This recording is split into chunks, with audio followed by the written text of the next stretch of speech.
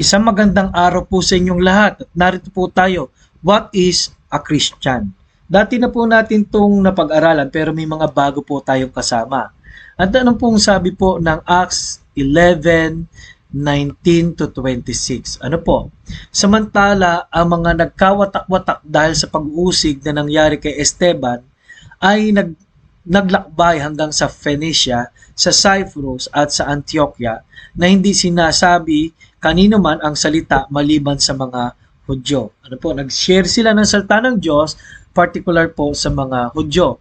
Subalit may ilan sa kanila, mga lalaking taga-Cyprus at taga-Cyrene nang dumating sa Antioquia ay nagsalita din sa mga Griego na ipinangangaral ang Panginoong Hesus. Diyan na po nagsimulang kahit may persecution, hinuhuli yung mga Kristiyano, ay mas marami po ang nag-share ng tungkol sa kaligtasan.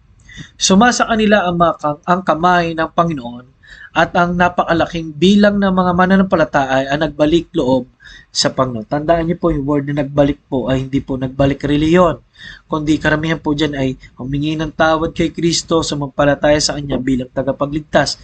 The gospel of salvation.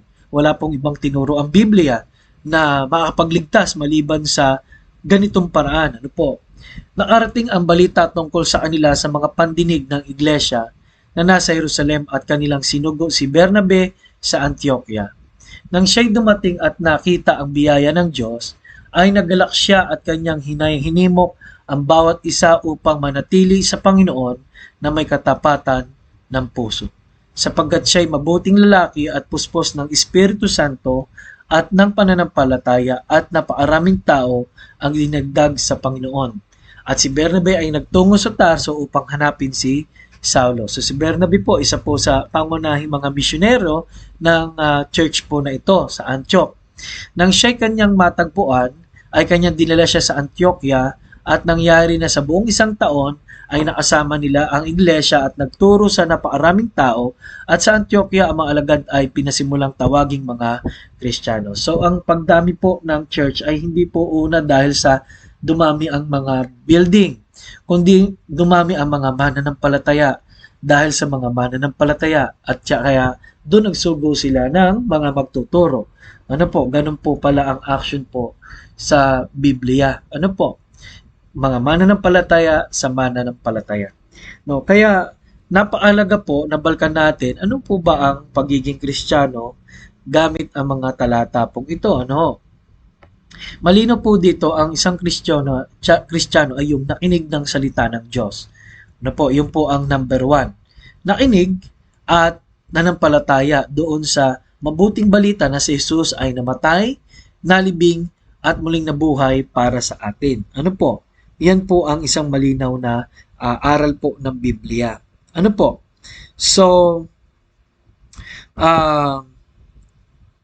sa madaling salita po, pagka sinabi pong Christian, ay hindi po nangangahulugan na ang Christian ay yung may religion. Sa Bible po, particular po, ang isang Kristiyano sa Acts chapter 2 verse 41, pakita po sa inyo, no? Sa Acts chapter 2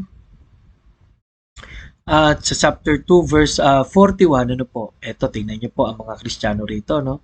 41. Ano pong sabi riyan? Kaya't ang mga tumanggap ng kanyang salita ay binautismuhan at nakadagdag ng araw na iyon ang may 3,000 kaluluwa. Ano po? Anong sabi po sa 47? Talunan po muna natin, pero mamaya babasahin din natin yung iba. Ano pong sabi rito? At nangagpuri sa Diyos at nagtamo ng lugod sa lahat ng tao at idinaragdag sa kanila ng Panginoon ng araw-araw ang mga naliligtas. Tandaan niyo po, ang dinadagdag po doon sa community of believers o yung church ay mga naliligtas. Ano po?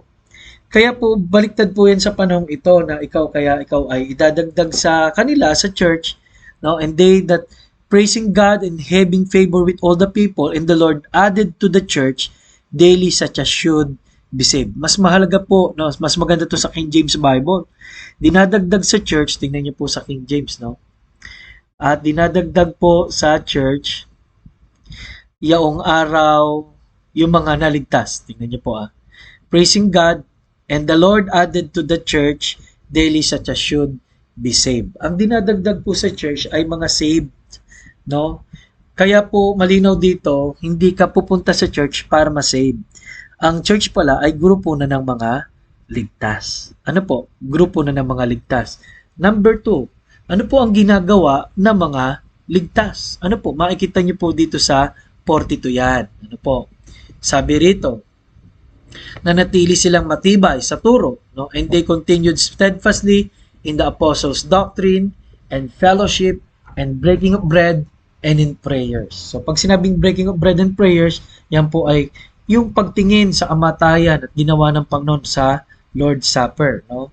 Doktrina, sa fellowship, sa pagkikapatiran, sa paglilingkod sa Diyos, ano po? And fear came upon every soul, and many wonders and signs were done by the apostles. Noon po kasi sila ay nagpagaling. Ano po? Para makilala yung church ng Panginoon na ito nga, no? Ang church ng Panginoon. And all that believed were together and had all things common. Nagbibigay din sila sa Panginoon. Ano po?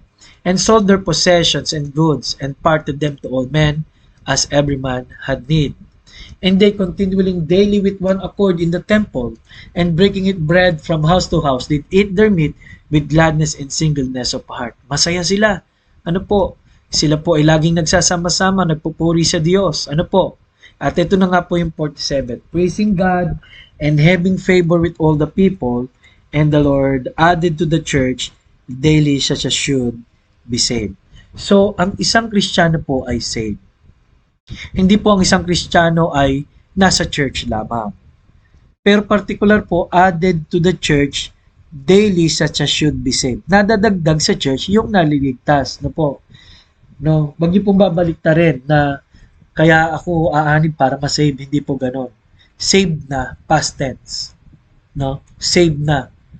No? Ang linaw po niyan. And the Lord added to the church daily such as should be saved. Na-saved na bago napadagdag. Kaya lang marami po ngayon ang tinatawag natin ng ating sariling Kristiyano o umaanib tayo o sumasali tayo para ma-save. Mali po yun. Ano po? Number 2, yung buhay Kristiyano. Makikita niyo po rito yung purpose po ng Diyos para sa church. May 5 po na summary yan. Una po, pagpupuri. No? Mananamba na tayo sa Diyos. Ang awit natin, ang buhay natin, sabi ng Romans 12 verse 1 and 2, ay hindi na po para sa ating sarili. Babalik po tayo sa original, no, na tungkulin ng isang Kristiyano. Ano po? Ano pong naalagay doon? Ano po ang puntos? Number 1 o 5 na ginagawa ng Kristiyano, pagpupuri. Number 2, paglilingkod. Pagpangatlo, malinaw dyan, pag-aakay. Pang-4, pagdidisipulo.